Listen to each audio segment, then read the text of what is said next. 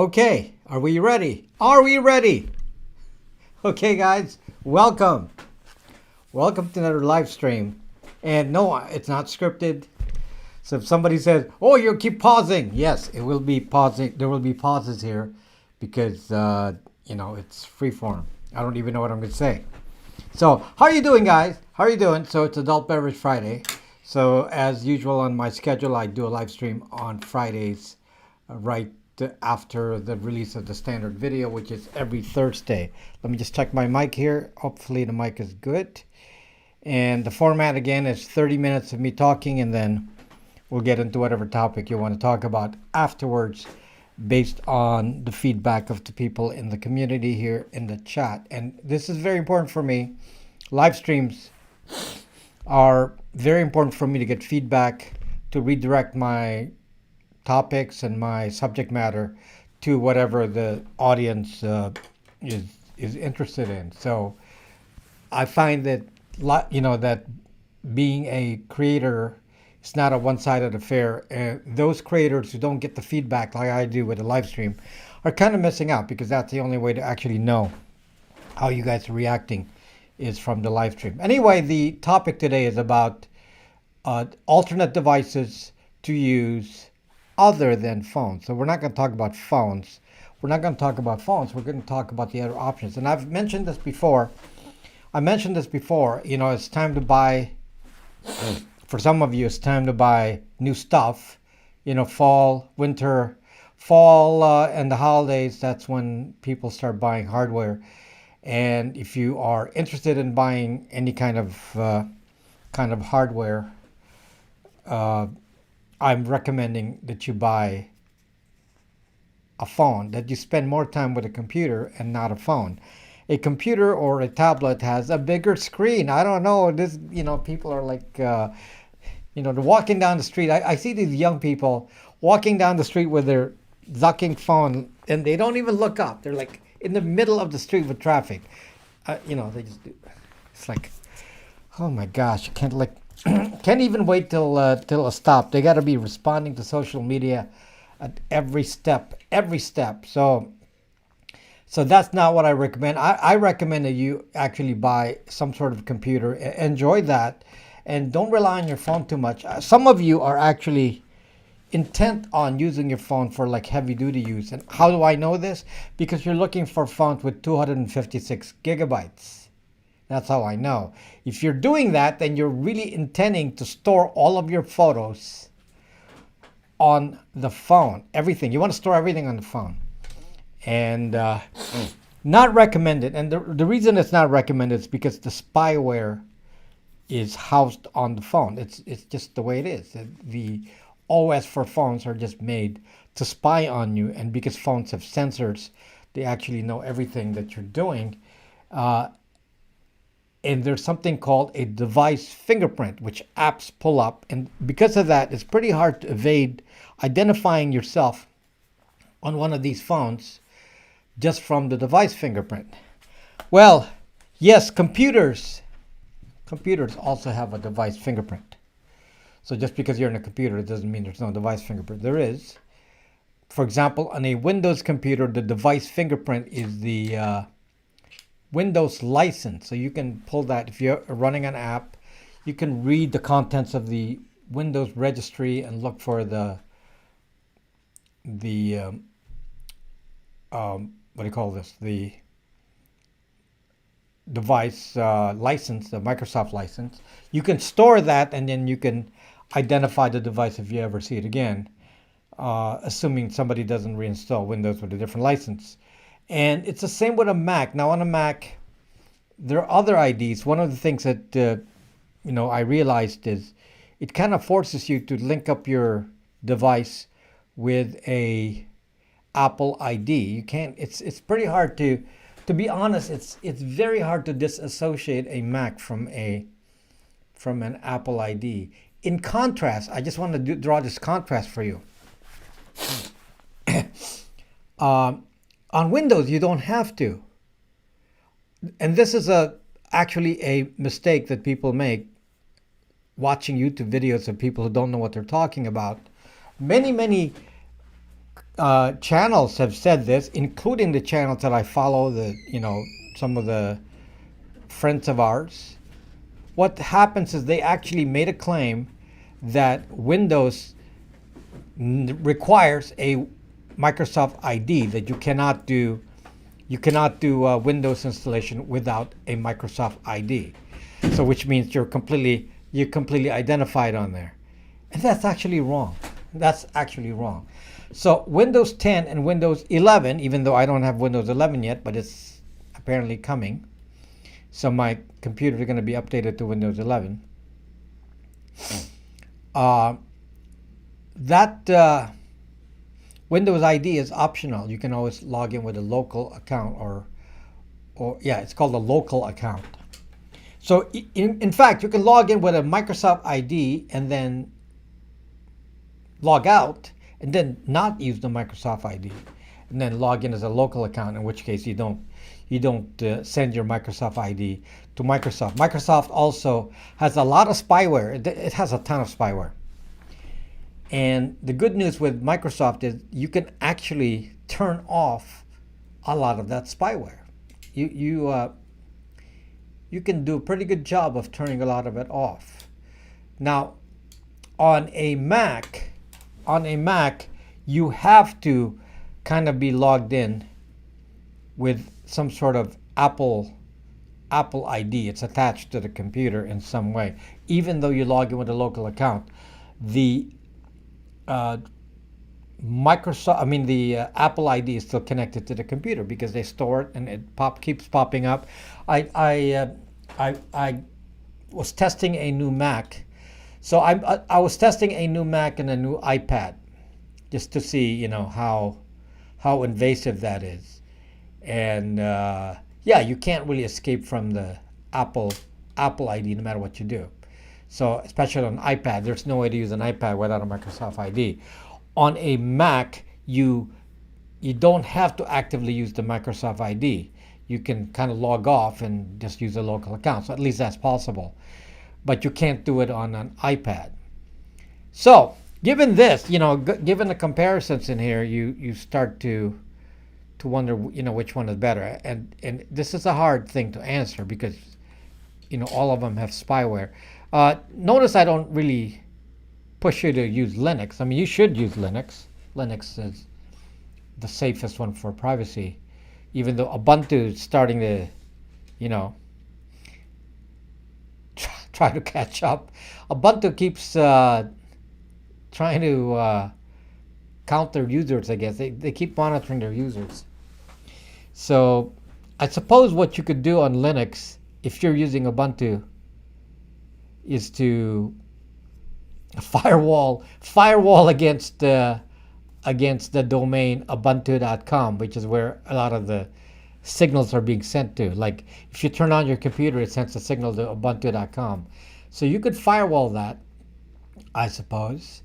And it's no different than Microsoft. When you turn it on, it will send a signal that you turn on your computer. There's any number of things that it has to check in, like updates, things like that. It has to check in with HQ. So I'm going to make a video to show you how to actually monitor that on a computer, because you can monitor it and see if they're abusing it. And I'm talking about using a outgoing firewall.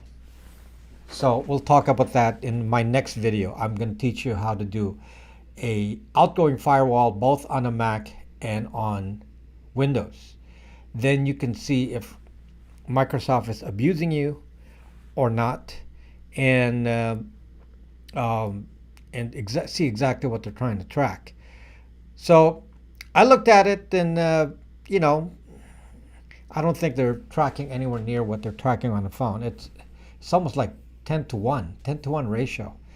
So because of that, I don't really have as much of a anti-computer, anti-hardware attitude with computers than I do with phones. Phones really are troublesome. So if you were gonna ask me then what should you use for phones and tablets, let's talk about some options. and what's out there. See what devices you like. Let me just sorry for interrupting here. I have an allergy right now. Ever used a Windows phone? I've never used a Windows phone. And of course, you'll never use a Windows phone again. So when you're using a tablet, let's say you're using iPad mini, which I have. I bought one to test. So unfortunately, even though I like to limit my hardware, I can't because I got to test it. So I had to. So every year I have to buy all this different hardware, and I couldn't use my Mac anymore. I had an older Mac, a MacBook Pro from I think 2015 MacBook Pro, and they won't update the OS anymore. So I guess that's at the end of life. So I don't really use a Mac normally, but I was using the MacBook Pro, and you have to, when you do any kind of Apple development, like if you make an app, they won't let you do an app on any other computer. You have to use an Apple kind of computer. So I have no choice. So I bought a MacBook Air with an M1 chip, and we'll see if it's actually good for video editing, because the performance of the video editing, in theory, it's as good as the video editing on my big laptop from MSI. I have a powerful laptop from MSI with an NVIDIA card. So that's kind of like a heavier duty computer that runs extremely hot. It does well. It processes the video fairly quickly. Thank you, Edwin. Thank you. But it's very heavy. And then the MacBook Air is, of course, very light. And the MacBook Air almost has the same power as the MacBook Pro. So, in fact, they do. They have the same chip. So, MacBook Pro, MacBook Air, the MacBook Air is the better bargain because they're pretty much identical CPU. I think the only difference is, I think that there's some differences in the screen monitor. I think the one for the MacBook Pro is brighter, which, I don't know if you're going to notice that. As far as resolution, they're pretty much the same. So the MacBook Air is quite a bit of a bargain. And I bought one with a terabyte and then 16 gig of RAM. So it's, fairly powerful machine. So I just got it. I just got it right now. And I'm going to make a video about the outgoing firewall on that and on Windows. And the first thing that I realized just setting it up is, in my procedure, I told you, always set up an admin user that you're not going to use with a different name. Don't call it admin. And then set up another user, and that's what you use. And the one user you use is not an admin, and that's how you use it daily. That way you're pretty much unhackable. It's pretty hard to hack when you're not the admin in daily use. So that's the way I've been setting up my computers, my Macs, my PCs, and my Linux computers. Linux, that's automatic. On Linux, you have to log into somebody else, like on Ubuntu, your Ubuntu. That's your username. By default, and not root. Root, you have to use a sudo command to do anything root on Linux. So that's automatic on Linux. It's not automatic on a Mac unless you're on a command line, and it's not automatic on it's not done on Windows at all. The moment you get your Windows computer or your Mac, it forces you to make the first login the admin. Always the mistake. So I didn't even know what I was going to encounter with Mac OS. Is it 13.5? Big Sur. So I didn't know what I was going to encounter, and then before long, it actually used my my Apple ID as the login. I didn't want that, so I had to do a factory reset. So it's still doing a reset right now. It takes 3 hours for reset. So anyway. My thing is, I probably would recommend that you use for tablet, Even though I have a Apple iPad Mini now, brand new, with a 15 Bionic chip, and I have a MacBook Air. I'd probably say, think about the Microsoft Surface. I know that sounds kind of heretical to say, but yeah, Microsoft Surface, because I can turn everything off. I can use a local account. I don't have to be tied to Microsoft. There's ways to switch everything off. See, Microsoft allows that. So, as much as I complained a lot about Microsoft, that's something that, they do corporate clients and they have to allow that. And so they do allow you to turn everything off. And in fact, everything is controlled in the registry. You can control a lot of things, even system functions in the registry. Whereas on a Mac, it's all hidden away. You really don't have any say so. So if you're asking me for my preference, I'd probably choose a Microsoft Surface. And a Microsoft Surface is actually a full computer. You can find many configurations of that. It's not cheap, but it's a full computer. So it's a full Windows computer. You install it just like any standard Windows computer, and that's probably just has an edge over from a privacy point of view. It has an edge over the iPad and the MacBook Pro, just because you can actually disconnect the Microsoft ID. So, is it really a problem though on a Mac? If you're using a Mac or even an iPad, is it really a problem for privacy? And as I mentioned in my last video, it's not as much. I mean, there's still a problem, but it's not as much, and it's because of the way we use the iPads and the MacBook Pro. It's not something that tends to emit a lot of data. I'll give you an example.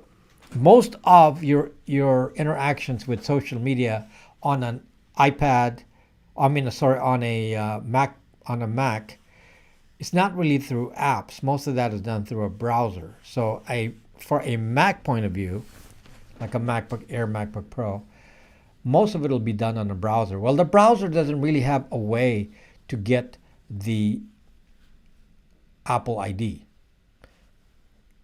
The browser also doesn't have a way of picking out the identifiers like the license, the serial number of the device. That is not passed through the browser.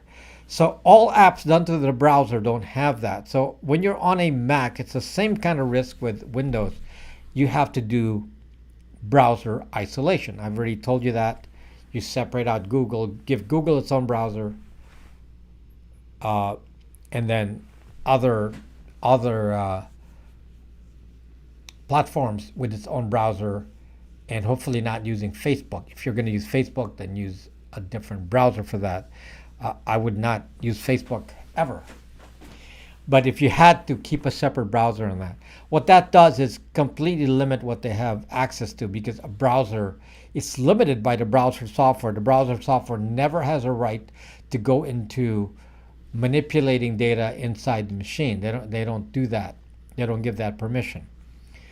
So because of that, there's really less risk when using a browser. Use a browser for any purpose, whether it be banking, social media, or whatever. There's not a lot of risk to it, other than the browser fingerprinting, which we solve by browser isolation. So browser isolation will solve that, whether it be a Mac, Linux, or Windows. Browser isolation will work. Again, browser isolation means install several browsers and then segregate out so that one platform like Google, YouTube, anything Google is on one. Brave could be for anything Google that's not logged in. It's actually pretty good at that. And then Firefox or Safari for everything else. And then you're actually mostly safe. Now, having said that, apps will get access. Apps. So be careful about what apps you install, executables that you install outside of the browser on a computer. Be careful with that. because those apps, if let's say let's say you're on an iPad and instead of using the browser, you decide you're going to use the Facebook app. Well, that's extremely dangerous, of course, because the Facebook app can find your device identifiers, the device fingerprint on the iPad. They can't do that on a browser. They can do that on an iPad. So apps can do that. So at an app level, they can identify a computer on Apple, Microsoft, not Linux, because there's no app for that on Linux, but at least on Apple and Microsoft, yes.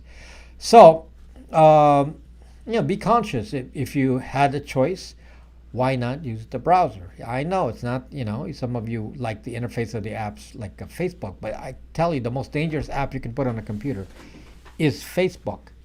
Now, fortunately for us, if you consider Facebook the enemy, which I do, fortunately for us, Apple has done a very good job of really curtailing the ability of Facebook to spy on us from an app. So in the new version of iOS, they really shut down Facebook in every single way. So on a Mac, the Facebook app is much more limited than it ever was. Probably not necessary to load an app on Windows, but on iOS, that's the issue. So a lot of the precautions that that I would worry about for doing isolation, browser isolation on iOS is starting to get more limited now because of Apple's intent to make IP addresses disappear, make all the stuff I mentioned in the last video, some of the features, the things that they track, that they prevent Facebook now from accessing. So that kind of limits now, if you have a new version of Apple, of iOS, limit what Facebook can do. So that kind of makes it less of an issue. So given all that, kind of in summary, I would say that it's okay to buy a computer for sure. Any computer. That's okay. Choose whatever you want. I have a slight bias towards Microsoft because it's much more controllable, but it's slight. It's a slight advantage, and an iPad with a modern 13.5 Big Sur would stop Facebook anyway. So that's okay there.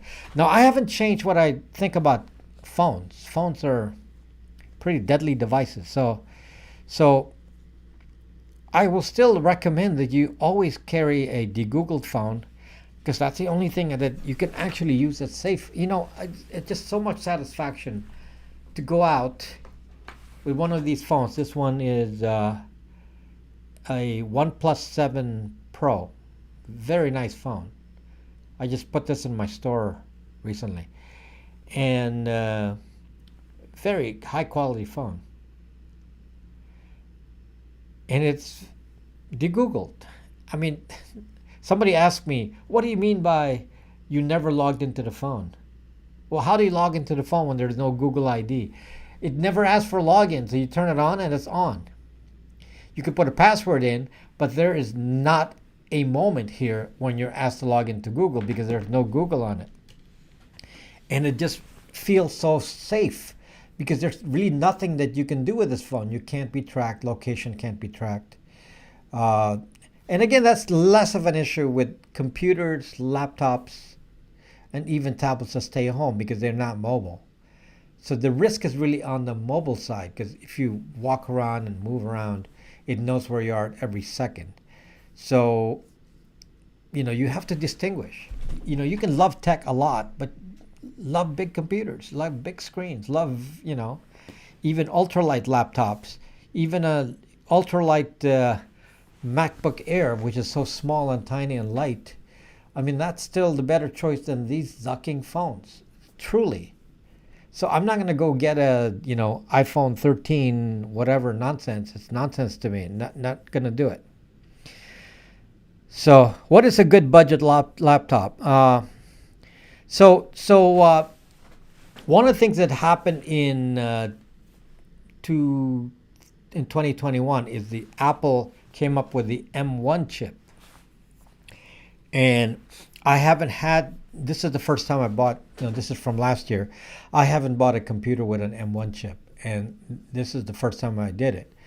And so we'll see. But, in terms of battery life, the M1 chip would be superior to anything out there. Because it's an ARM chip, it's not Intel. So it uses much less power. And for editing, for videos, for watching, even consuming videos, the M1 chip is actually, being honest, is pretty amazing. So from a tech point of view, the M1 chip is kind of a winner in terms of being lightweight, using less battery power, and yet being powerful. So I'm gonna say that's certainly something to think about. On the inexpensive side of Intel computers, I mean, there's so many inexpensive ones. It depends on what you want to do. Do you want to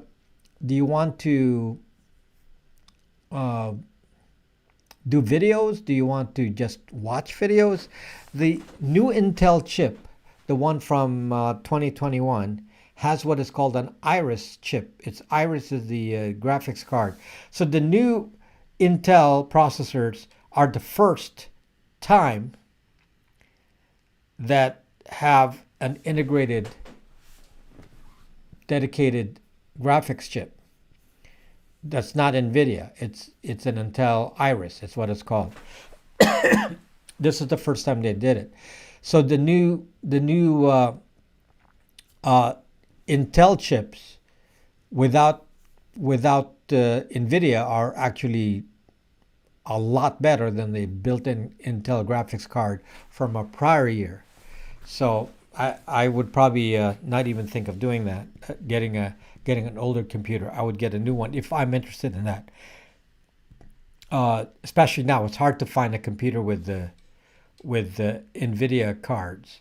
So if you're doing video editing or something like that, well, you have to look at one with an NVIDIA card, and they're really heavy. They are hot. Every time I do a video, I practically burn myself if I put a computer on my lap to do a video, because I do my editing on the boat.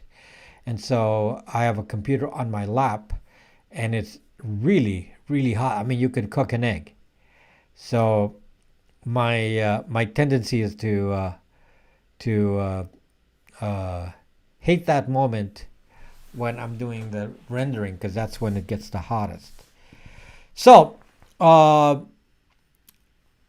anyway, so those off the new computers, I would say the Apple M1 kind of has an edge, and the new Intel Iris, the 11th generation ones, are going to give you better performance than the ones from last year, just from the graphics alone. Now, if you want to save money, I'm going to tell you something. Why not consider a used computer? So there are so many used computers you can get for cheap. I'll give you an example. You can get a fancy Lenovo Carbon X1, which is a business computer. And you can buy a pretty well configured one that's just a few years old for, $500. Powerful computer. So don't limit yourself to something new. You can save a lot of money by buying a used one. So I do buy used computers, because sometimes we need something in an emergency, and it's only used for making making chips or something that not too heavy. And since all of my staff here has to have a computer, you like it. He likes it. Ricky Rickrack likes the new used computer. So what used computers to get? Well, look for Dell XPS is always good. The Lenovo X1 Carbon is kind of a higher end computer if you buy it like a laptop, like a brand new one. And you can save a lot of money buying it used. Be careful about buying these older MacBook Pros. I'm not the old MacBook Pros had the bad keyboard. I'm not talking that old, like recent versions, like in the last 3-4 years, they haven't been good. So I've avoided Mac. I haven't bought a MacBook Pro because they were really bad with the keyboard, and so they're okay now. They're okay now. The new ones are. And then don't get too old. A Mac, for example, the one I have was from 2015, which is still functional, but it's stuck with the 10 point whatever OS. So you can't update it anymore. So that's kind of a problem that you can't update it. Hint: get install CDs for old PCs. 2016 MacBook had that keyboard issue. I thought newer than 2016. I'm just from what I recall, it would have been well, maybe 20. I thought it would be 2018 and above. So yeah, I would have thought 2018 with a bad keyboard and above. Use a Samsung SSD. So I use a Samsung SSD on mine, yeah, which is not attached right now. But my computer always has a Velcro and a Samsung SSD with 2 terabytes. 2 terabytes. Okay, I'm gonna start answering your questions here, and just to tell you that this broadcast here is sponsored by Linode.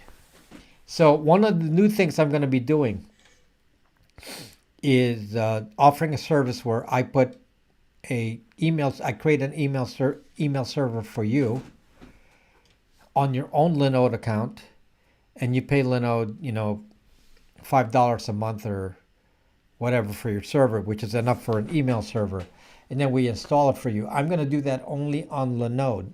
I'm not going to do it on any other cloud service provider. It's hard to deal with new providers and learning how they do things. Linode is the easiest. You just fire up a server right there. It's also the cheapest. So we're going to be doing it on Linode. Linode, of course, has been not only my sponsor, but I actually have a ton of servers on Linode. A ton. Almost a large chunk of my servers for even my VPN service is on Linode. So I have a lot of servers on Linode. So they're doing a great job for me. The price is very, very reasonable. I just compared my price from AWS, and I have a fraction of the servers on AWS, and they cost more. Zuck you, AWS. I can't leave AWS, but I'm using it less and less. So there's very little of my stuff. It still costs a lot, but I have very little of my stuff on AWS. So I recommend, if you're going to make a server, use Linode. Now, if you use linode.com/Rob Braxman, they will give you a $100 credit. Now, the $100 credit has to be used up within 2 months. So it's a time to play with servers. If you want to just play, you can play for 2 months and play with any kind of servers, and you can even learn and fire up a server, use it, terminate it, because you're only charged per hour. So if you use it for 1 hour, there are 720 hours per month. So your cost of running a server for 1 hour is $5 divided by 720. So it's a few cents. For a few cents, you can test out and say, I want to learn how to make Nextcloud. Okay, make one on Linode, make a Nextcloud, and then delete it afterwards. And you learn, and you say, I want to learn Linux, how to make Linux servers. You can figure it out just by doing trial and error, and you delete it afterwards. so you don't get charged when you're sleeping. You only make it run and then you turn it off. So anyway, I highly recommend that for learning Linux. And thank you for listening. Linode, ask a silly question. What is Linode? Linode, ask a silly question. What is Linode? My sponsor. Okay. So trying to understand some of these questions here. Anyone typed about PinePhone Pro? I actually haven't, fired up my PinePhone Pro in a while. And it needs I actually bought the new motherboard for it, and I have to go fix the motherboard and then install the software. The thing about the PinePhone, they only charged me $149 plus shipping, so $179 for it. And for that price, it's like a Raspberry Pi. You can play with it. You don't feel bad if you don't use it. And it's still useful even as a router. It's basically a Raspberry Pi running Linux. So I never worry about the PinePhone, even though I don't think it's ready to use a primetime device for like a daily driver phone. I don't think it's ready for that. Hello, pizza loving nerd. So anyway, that's in contrast to Librem 5. So somebody's actually sending me a Librem 5. He just got fed up with a Librem 5. He had an Evergreen batch and he said, I'm not going to use this, so he's going to send it to me. So and then I got a letter from Purism saying that my Librem 5 may be a year away. It's like, okay, that's it. It's like 3.5 years to get a Librem 5. Of course, in 3.5 years, the technology is so old now on the Librem 5, who would even want to use it? It's going to be like a slow poke machine. So, unfortunately, yeah, it's just, there's no transparency about what's happening. So, anyway, I'm not getting my hopes up on the Librem 5. I paid $720 for it. And now they charge $1,000 and something for it, and I don't know. It's just not there. So anyway, I have to tell you that for a solution that works, I'm going to stick to telling you about the Google phones. If and when the PinePhone and the Librem 5 are completely functional, and priced right, and they're a good deal, then I'll let you know. At the moment, you can afford a PinePhone, but you couldn't afford a Librem 5. I mean, for that price, you might as well get a more powerful Google phone. I mean, these are many times more powerful than the Librem 5. So, anyway, that's my recommendation. Can you de-Google a Note 20? I cannot de-Google any Samsung, and cannot de-Google any tablet because there's no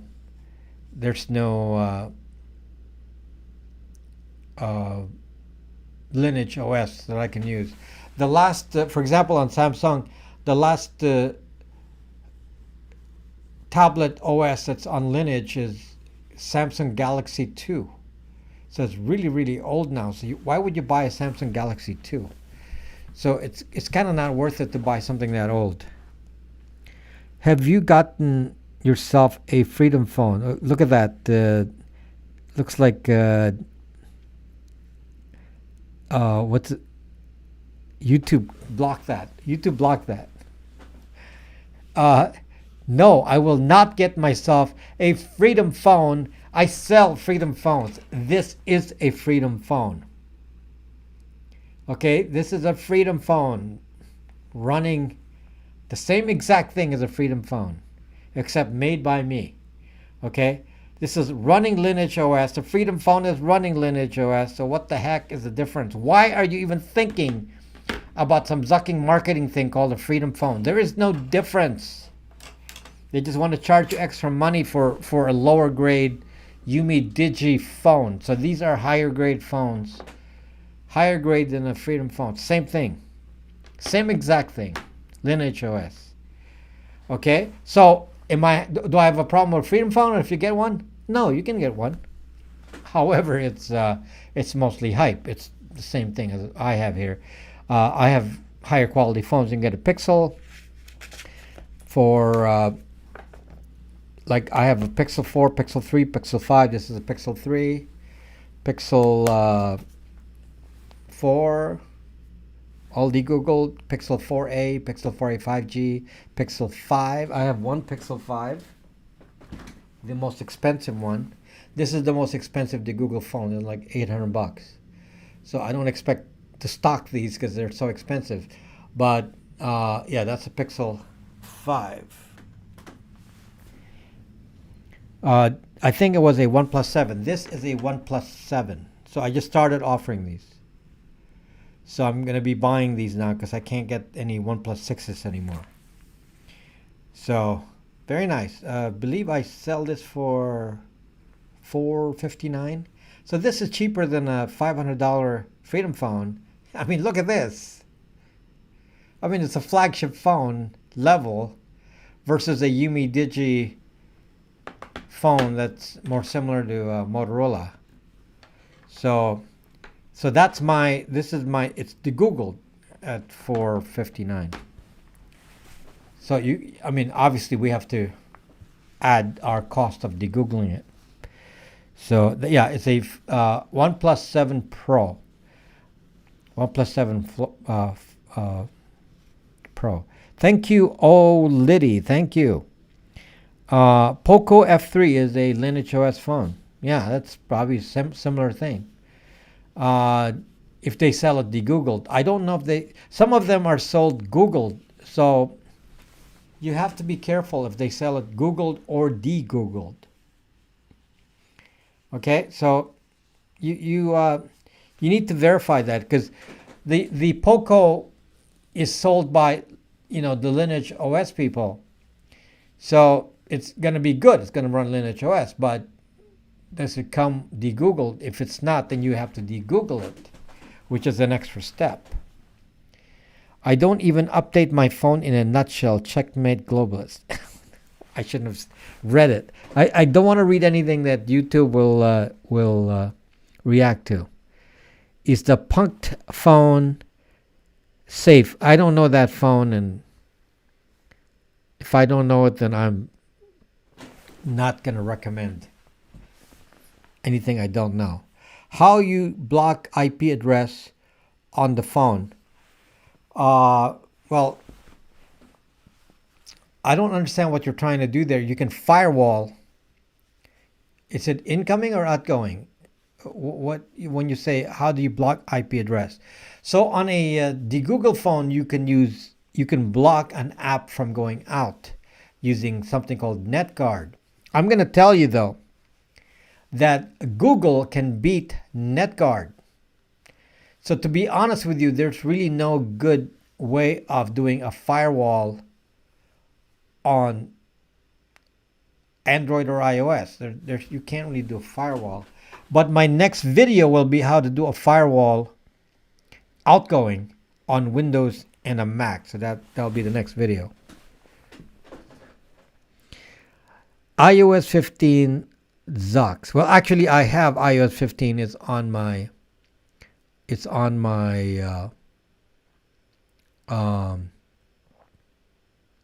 iPad mini that I got. So there are some good things on iOS 15, like I said. And many of the bad things were not on iOS 15. They started, doing the neural hash. That's actually iOS 14, neural hash. So when they're spying on your images, that was already included in iOS 14. So I don't know of anything specifically bad that was added just on iOS 15. The bad stuff occurred. Contact tracing was iOS 13. So the photo neural hash was iOS 14. So a lot of bad stuff was in iOS 13 and 14. iOS 15 added the hide my email, the IP address relay, and then the MAC address randomization. That was iOS 14. What about the fake Zuckbook whistleblower? Yeah, I was going to talk about that at the last live stream, and I forgot. I ran out of time. Yeah, that's kind of suspicious. It's like saying they wanted to have the whistleblower say that Facebook is not doing enough censorship. Well, I'm going to tell you, duck that. You expect me to believe that? So the whistleblower, in a sense, is like a false flag. It's like, oh, Facebook is so bad because they're not censoring enough. And then, Zuck goes out there and argues, and then, the whistleblower wins. Whistleblower wins. Facebook wins because Facebook looks good to the ones being censored, in this case, the ones on the right. So then the ones being censored say, oh, Facebook isn't so bad. Look, the whistleblower said that Facebook isn't really censoring as much as they should have. Yeah, right. Right. Okay? Yeah, expect me to believe that. Oh, yeah. False flag. False flag. So, no, that's a ducked up story. I mean, come on. Come on, be serious. So they actually want to say that that's something you whistleblow about. The actual whistleblower is the book. I forgot the name of the guy that wrote the Google Leaks book, where actually it talks about the fact that everyone at Google is really, really biased. And, they all have a complete bias. They probably are one political side for 90%, maybe more, of the employees. So they have a definite political side. Instead of being in the middle of the road, they're not. During when Trump won, according to this book, the employees were crying at Google. Employees were crying. This is not a 50-50 thing. All employees were crying. So that's more of a true whistleblowing story to me, because it shows that it doesn't reflect the population. The population is half and half. So you expect half to take one side and half the other side, which is fine. That's the way it should be. But when you have a situation where it's all on one side, and you're going to tell me Facebook is different. Oh, Facebook deliberately did not censor, what they call, right-wing extremists. And, yeah, right. Can't believe that. All I want, guys, I'm not a political channel. Yes, crying. I'm not a political channel, guys. I just want a more balanced platform where everyone is free to speak out and there's no obvious curtailment of discussion, so that people get their say. For example, even on YouTube back, thank you M3 Ted. Even back on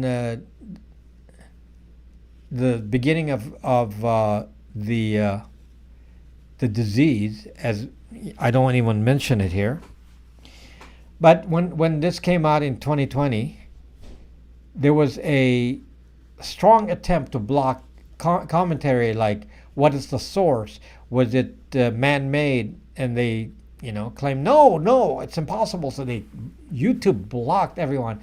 I made a video about even about contact tracing, and that video was demonetized by YouTube. And anytime I mention that, I'd be demonetized. And don't even talk about this kind of thing.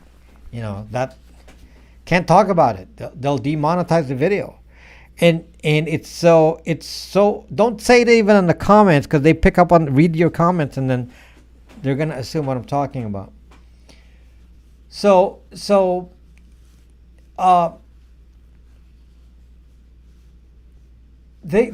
just a misbalance of information where you don't let information flow. And then here we are in 2021. And suddenly some of those ideas that they were blocking in 2020 is suddenly okay now, not just because there's a different president and they can speak about it now. And they allow it on YouTube. I mean, talk about unfairness. They should not have blocked things like that and let it kind of be debated out in the open, but they don't like the debate. And the more they hide the content, the more there's an extreme group that comes out because they feel like they're not able to speak. And instead, if you leave it out in the open, people will debate it, and people say, you stupid Zoc, that's wrong. You got it wrong. At least you can say it out in the open.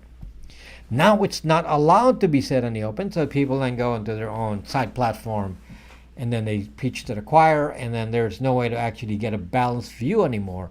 And then you got such extremes of viewpoints on left and right, and that's what happens when you censor. So that's really what's bad about the way these platforms work.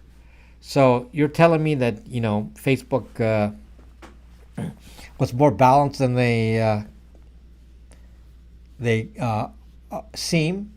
So the whistleblower is like saying, they're not balanced. They were actually biased towards the right. You're right.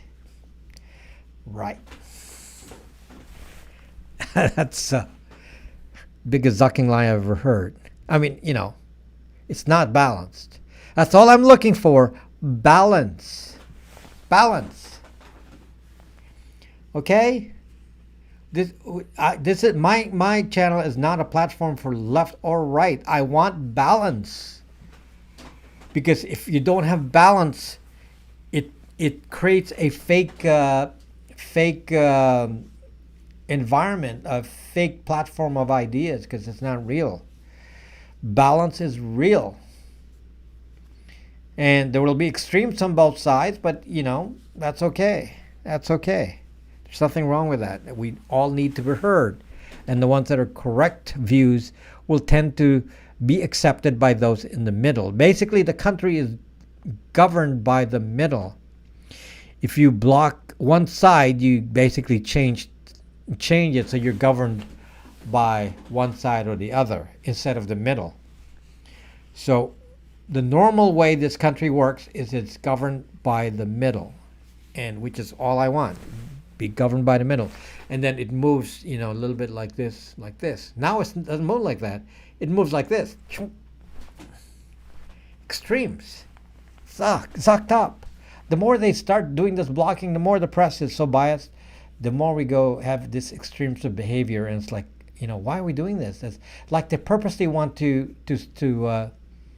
create a rift between sides in the population. They want us to fight ourselves. Okay, I don't want people fighting themselves among themselves. I want people to exchange ideas, and we all become willing to listen, and then we decide and we vote. Okay, so your life is unbalanced. So okay, I got to be careful what I read here, because your comments will make them demonetize my video. So we better talk about phones again. Sometimes it's not what I say, it's what you guys say in the comments, and then they block the video. Zuck. Can you discuss 4G LTE travel routers? I already did that. That's my my video on phones without SIM cards, where I'm using a LTE Advanced, which is actually 5G, Netgear M1. That's the video. Look for it. It's titled Phone Without a SIM Card. I believe it's the title. Phone Without a SIM Card.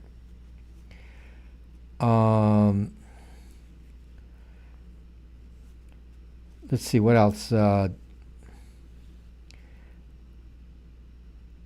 got to be careful what I read with your comments. I'm not reading comments out loud. Sometimes I read it and then you say something that I'm not supposed to say in this censored environment. If you have any doubt, yes, I am censored here on YouTube. Viber. Now, Viber is very interesting. Not as a messaging app, but as a phone service. Someone asked me this. Well, I'll give you the specifics of this.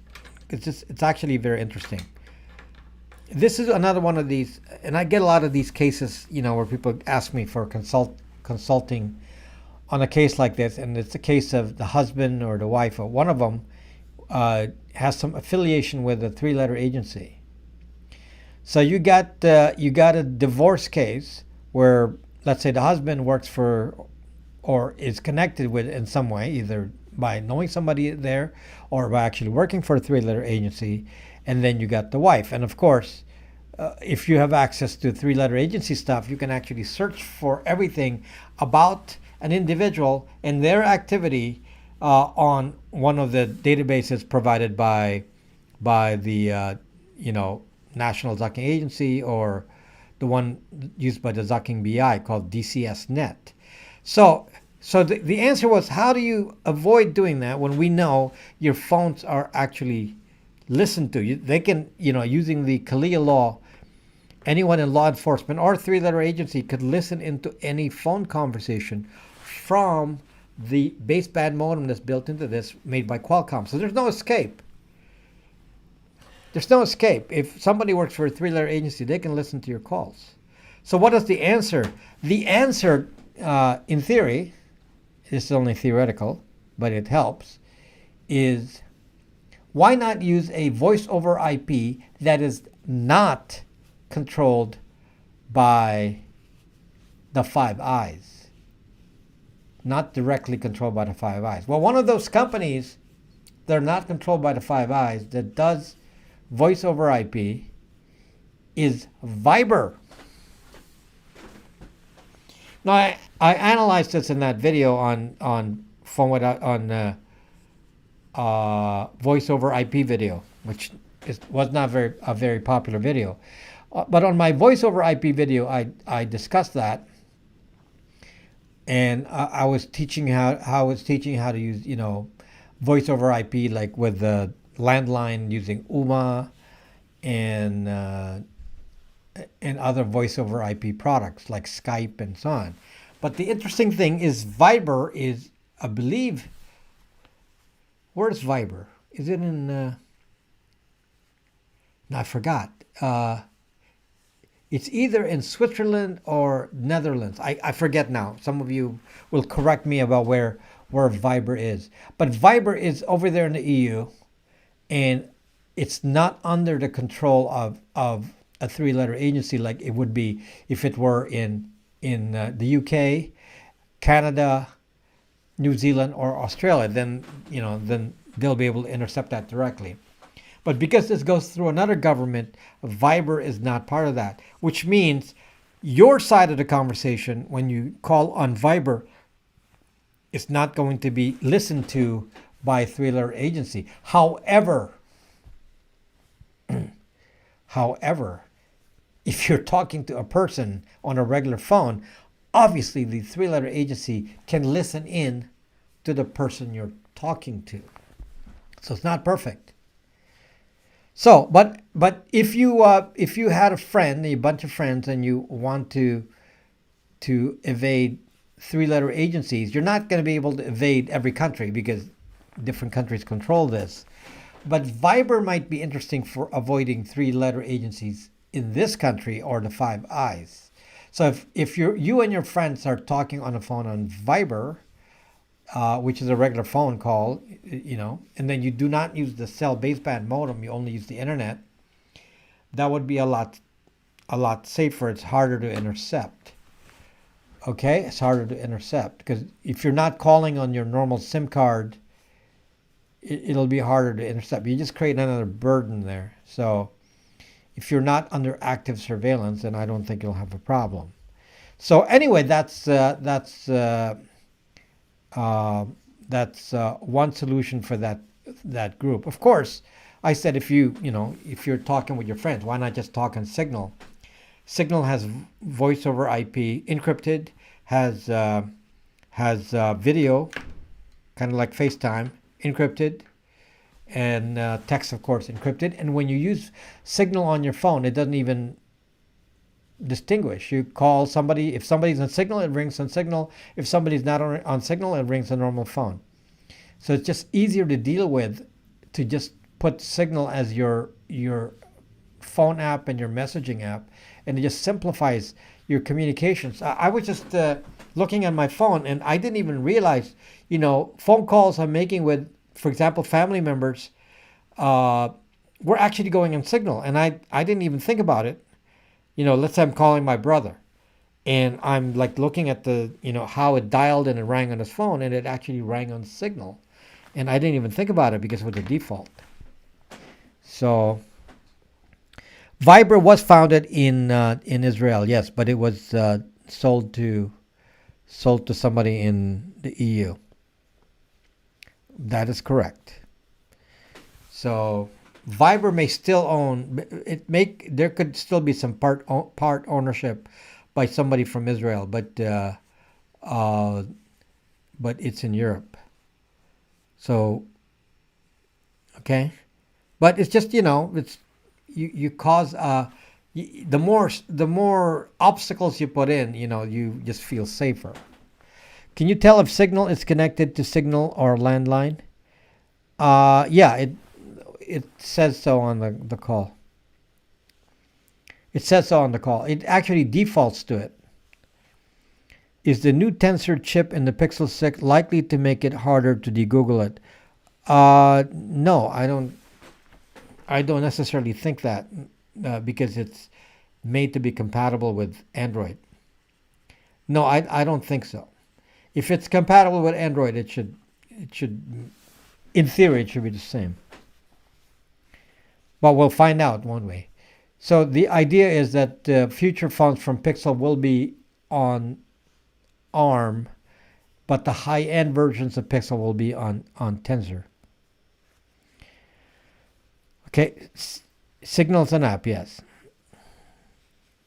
Signal is not foolproof. I would never use Signal with people I don't know. I only use Signal with people I already know. I would only also use Telegram with people I already know. It's just less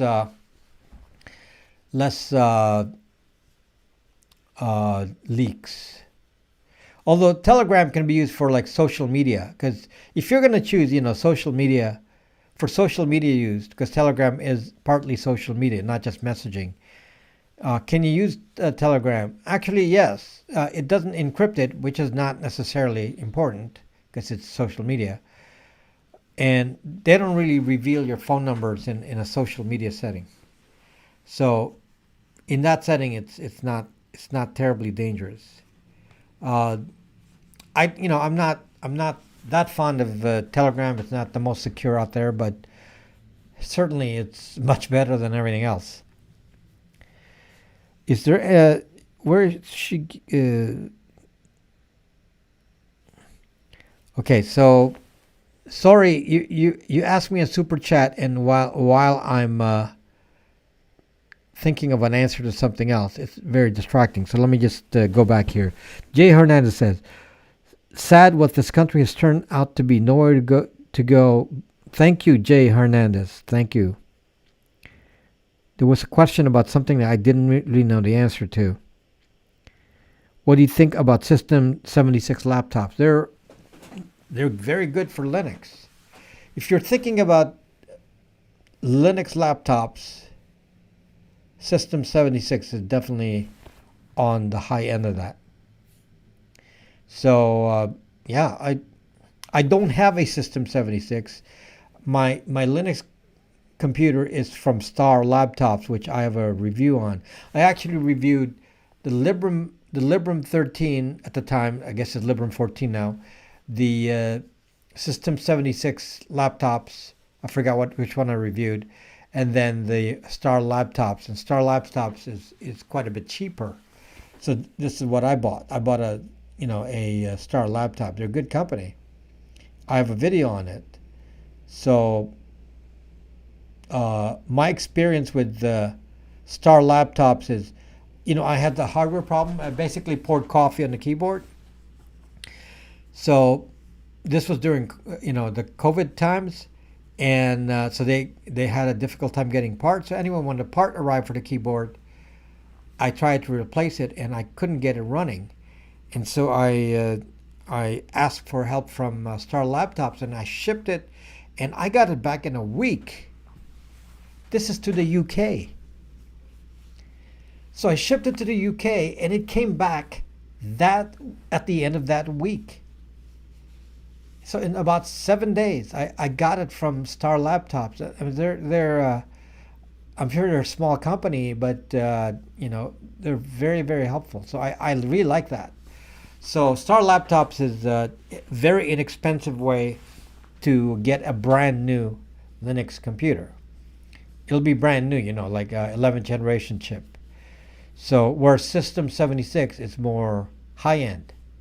So yeah, so the difference is that System 76 puts some more stuff in there to basically block IME, vPro, the Intel Management Engine. So so some people will say, well, it's better for cybersecurity to get a System 76. Slimbook Executive, I don't really know what that is. Should I get a Samsung or another iPhone? Neither one. Kim, please. No. No, you get the Google phone and then get a computer. I said that at the beginning of the video. Get a Google phone and don't rely on the phone to do your fun stuff. Get a computer. And if you don't want to do that, okay, get an iPad, but don't get the phone. Don't get the phone. Because you cannot de-Google an iPhone, nor can you de-Google a Samsung. The only one that may be de-Googleable is a Pixel if you buy them from Google. Then in the future you can de-Google them. But if you buy them from T-Mobile, Verizon, whatever, then you're zucked. You can never do anything again. So no, don't get those phones. Never. Yes, I use Star Labs. Yes, it runs Linux on mine. So I have to have all the operating systems. I do different things, different computers. So some are some things I got to do in Linux, some things I got to do in Mac. For example, if I do an App Store app, I got to use the Mac. There's no choice. So mostly I use Windows because for doing the videos, I use Windows. Any thoughts? Thank you, Edwin. Thank you. Any thoughts about Bolts Pro fast charger? No, I don't know what Bolts Pro does. I don't know what that is. So, I try to stay up on everything, but sometimes you guys ask me things that I haven't heard yet. I try to keep up to date, but, don't know everything yet. So on the next video, I'll teach you about how to do a firewall, because one of the things that you're going to worry about if you have a computer is how do you avoid, malware that communicates outside, like, for example, ransomware or even somebody. Let's say you're afraid that somebody is using your computer and sending stuff outside. Well, I told you can do a factory reset, in which case you wipe everything out. And from that point on, there's no malware on it. The question is, how do you spot if there is malware? And the way to spot it is with a firewall, outgoing. So I'm going to teach you that in the next video, how to do an outgoing firewall. Then you can see how much Microsoft spies on you and how much Apple spies on you, or how much Ubuntu spies on you, but I'm not going to do Linux. It's not possible for me to de-Google anything Samsung. I do not do any Samsungs. The server mesh, I don't know what a server mesh is. Thank you, Duke. Thank you. 2 questions. Should we be worried about using Dawa security cameras. Will Brax router work with Starlink? I don't know about that particular camera. What I would suggest when you use a security camera is work only with cameras that work only in the LAN. No central server, no port forwarding, no access from an app. The moment you give access to an app, then you have to send your video out to a server, and that's when you're going to get attacked. So I know you want to do that, and one of the only suggestions that I'm going to say that are very significant is do not use Ring. Do not buy Ring. Definitely do not buy Ring. Take it off your list. Now, apparently Amazon bought Blink. So I'm going to add that. I don't know if Blink is doing anything like Ring, but if they're owned by Amazon, why would you? So stay away from Blink. So what about the other ones, the other brands, including the Chinese brands? If they're not affiliated with Amazon or Google Nest, then at least they're a smaller player. The chances are they're not going to be involved with that. And what I would do is make sure that you have the option for accessing the camera only over a LAN. Okay? What's wrong with Ring? Whatever you do with Ring is available to law enforcement. They videotape everything. They have a copy of everything that goes on with Ring. The video camera sends everything to Amazon. And it's stored. Yeah, no Nest. I don't know about Arlo, and then the one with a W, what's the one? Wise. Don't know about those. They have central servers as well.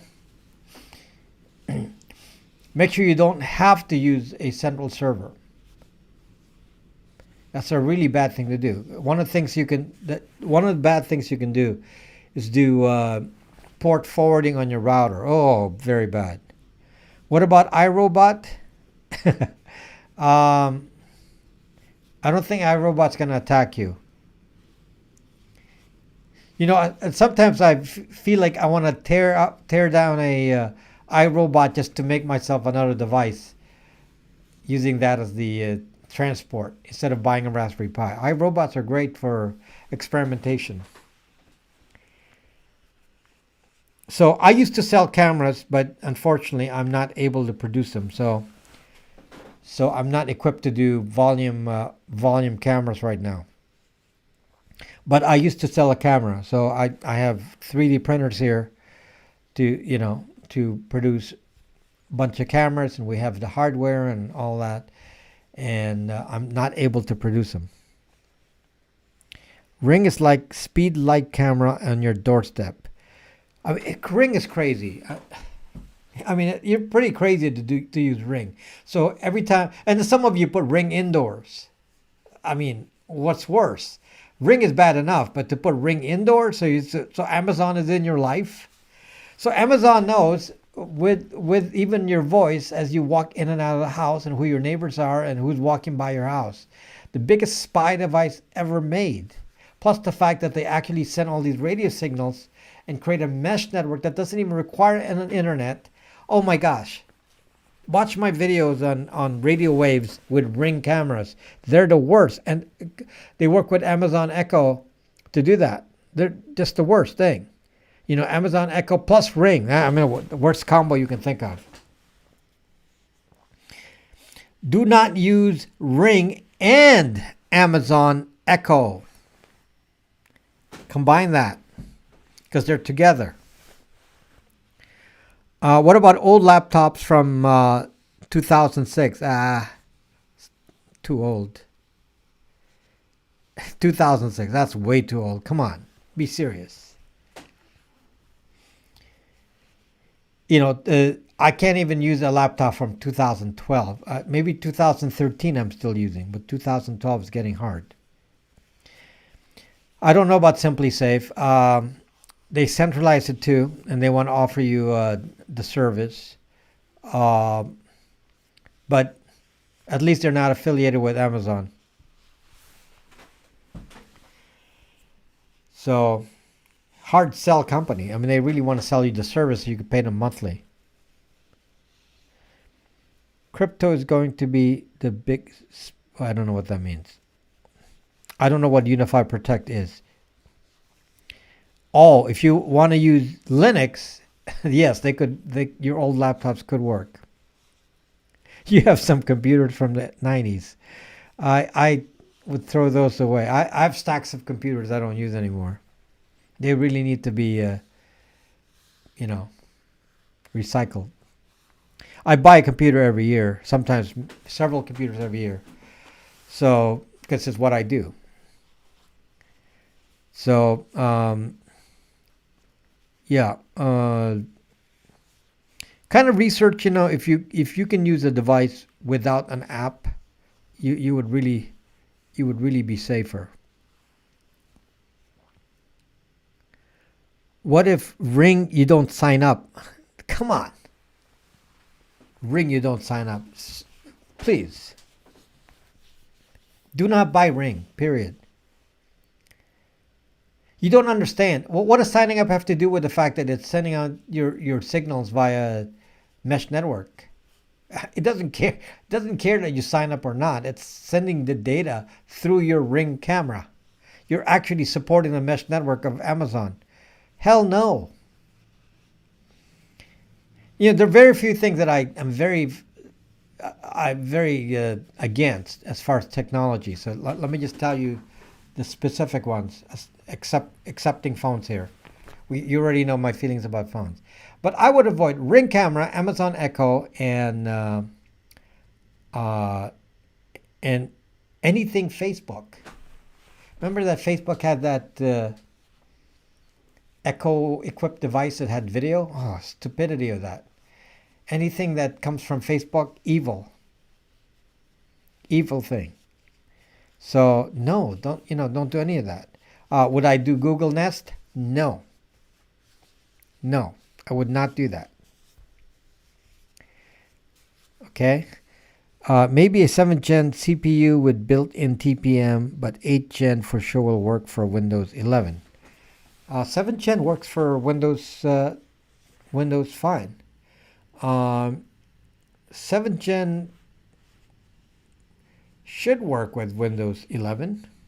That's still new. I still have several computers that are 7th gen. I looked at Comcast security. I used to have Spectrum security. Then they left that business. I would not think they will stick to the business. They started, but they're just not good at it. So my answer is don't expect good service because it's not their line of work. So I used to use Spectrum security, and you know what Spectrum did?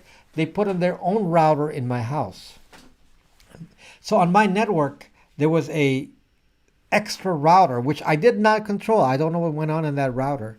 And they put it in my house. And that really made me feel uncomfortable because they control that router. They can route messages to that router without talking to me.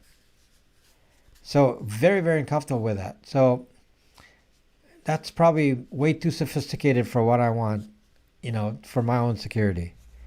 And the people who installed it didn't know anything. They just put the box in there. And then Spectrum went out of the security business and then dumped that. And then I made my own. I have my own security cameras. I have one here. So I made these security cameras, and there's a POE at the end here. But I don't sell this anymore. Actually, like this. But I don't sell this anymore because it's very hard to make. So, but I was going to sell these, and we manufacture this here. It's actually pretty sophisticated little thing. So we built this here. It's all 3D printed. And I broke it. And I can't really make them anymore. It's just I don't have the resources to make them.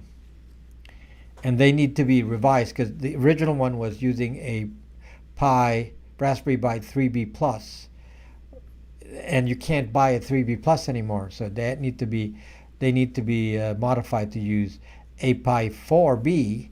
The problem is the form factor is different, so the case has to be, everything has to be redone to work with a Pi 4. The hardware is not suited for it. So we 3D printed it for 3B plus, and the Pi 4 is a very different design. So because of that, I had to leave the business. I can't really do it. Would you give out your specs for the camera? The camera is using a Pi 3B plus. So yeah, but it's very specifically made, and yeah, I have several here. Let me see. Like I have 3 right here. This is another one. This one's gray. The other one was black. So it uses a very specific lens in there, and infrared sensor, motion. So yeah, 3D printed. And yeah, and then there's PoE at the end. So the only connection is the PoE. Anyway, I don't know why I'm showing to you, because you expect me to sell it, but I can't. So I can't do that right now. Thoughts on the Fairphone? I don't have one, so it's a Linux phone. I don't have one, so it would be good if you can get one. It's a Linux phone. Maybe you can put like Ubuntu Touch on it. Like I can't do Ubuntu Touch anymore, because the last model I could do it on was a Nexus 5 and stopped running in the US. So, I like to support the Ubuntu Touch people, but I don't have a device I can use in the US. So because of that, I'm kind of stuck. Any thoughts on the Logitech cameras? Yeah, those Logitech cameras you can just attach to your network. Just as long as you don't run it from an app. Keep it simple. I used some Chinese brand before, I forget, for my old cameras. They were actually fine. And I just, made them local. They didn't go out on the internet.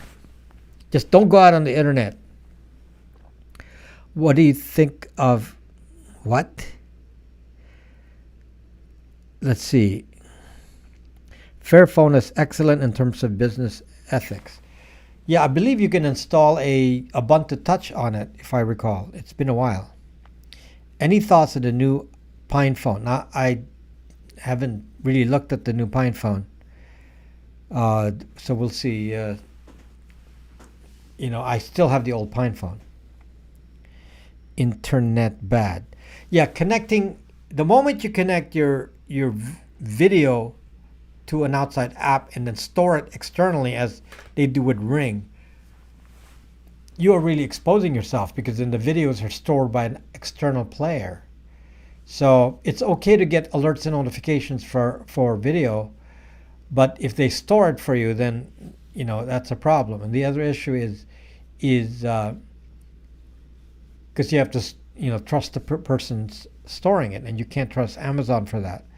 The next is if you use what is called port forwarding, where you open the port so you can look at the camera directly without storing it. The problem is that's a network breach, because you're going to be hacked with an open port. So somebody's going to hack into your camera. Definitely. That's going to be easy to find out. If your port supports a camera, they will go in there and then look at the camera in China, in Russia. Somebody else is going to look at your camera. Okay, and there's websites that do that, and they catch you doing that. So you can't really do that. Okay, so I'm running out of time here. PoE powers my devices. Yes, so my devices they don't have any wire connection other than this PoE. So it's powered by Ethernet cable. So it's a good design. This is the only wire. And it's wired. It's a wired network. It's not wireless. because wired networks are unsafe. If you can get a PoE wired network instead of wireless like Ring is wireless, you would be a lot safer. Okay? It is very easy to block wireless. I can stop your camera from working if it's using Wi-Fi, which is what Ring uses. So if I wanted to shut down a camera, yeah, I just carry a little device and I, disconnect you from the Wi-Fi, and your Ring camera isn't going to work anymore. Tablet, I suggested two. I said I preferred using a Microsoft Surface for better, for less tracking. But I'm okay with using an iPad as long as it's a new one, iOS 15, and you do not have an iPhone. That way the two are not connected. The problem is if you're using an iPad and you have an iPhone, the two will actually create more data. Zuckbook is planning on fueling the scam, the fake whistleblower. Oh, yeah. They're doing it now. What are you talking about? Yeah, in my last video, I explained iOS 14 introduced the bad features. iOS 15 did not introduce any bad features necessarily, but they did introduce some good features. So iOS 15 is not worse than iOS 14, but all the bad stuff came in from iOS 13, 14, and 15. So whatever is in iOS 13, all that bad stuff, contact tracing, neural hash, all of that, that's in 15 as well. But then 15, they added hide my email and iCloud private relay, which are good things. They're good. Have you received the Librem 5 yet? Hell no. Hell no. They just emailed me saying maybe next year, maybe in 1 year. They might ship it to me in 1 year, they said. The Vola phone, again, another EU phone, is probably good for Ubuntu Touch and, Linux phone. But I can't get those here. They're EU phones. So they're probably good, basic phones to get. I'm sure that the Fairphone, and then the Sony one. What do you call that? There's one more Linux phone. It uses Sony phones. I can't get them in the U.S. But that's good too, if you're willing to do that. What about broadband over power lines? Yeah, I do that here, Ben. I do it. My network is run through power over, what is it? Ethernet over power lines are called. So I use power lines. Sailfish OS, yes. So that's good too. But these are not options for me in the US, so I can't really talk about it. Okay, good night, Ghost. Okay, would I go on whatever show? It's a theoretical. Sony 2500. I don't know what is 2500 from Sony. That's poor setup. Not proud of you. Which one? Powerline? Powerline can be dangerous if you're in a building because somebody could, in theory, then capture that traffic. But that in a single home, that's not really an issue. Okay. Yeah. Always a nice chat. Okay, thank you, James Lynch. Okay, so we're out of time. So anyway, I'll talk about firewalls. I want to teach you that. It's kind of important some of you, may not trust your Windows computer or your Mac OS, and the way to build trust is to find out what it's actually doing. So I'm going to teach you that. Can you take Starlink on the errand? You can't really move with Starlink. Starlink is fixed.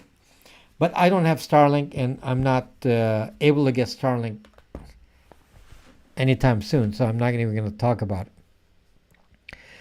Thank you, Maurice, for being here. Okay, guys, so we'll see you next week. And give me ideas for videos if there's something that appeals to you and you want me to cover. Either leave it in chat or in one of the other videos. I see every comment, and I respond to 90% of the comments. So even with as my channel gets bigger, I still respond to most of the comments, which is very unusual, I know, but it's the way I get feedback and I know what you're thinking. So please do that. And I actually get ideas, from the videos based on what the crowd is searching for. Maybe some new event happened and I'm not aware of it, and then I can help you understand it. So thank you for watching, folks, and I'll see you next week. Bye-bye.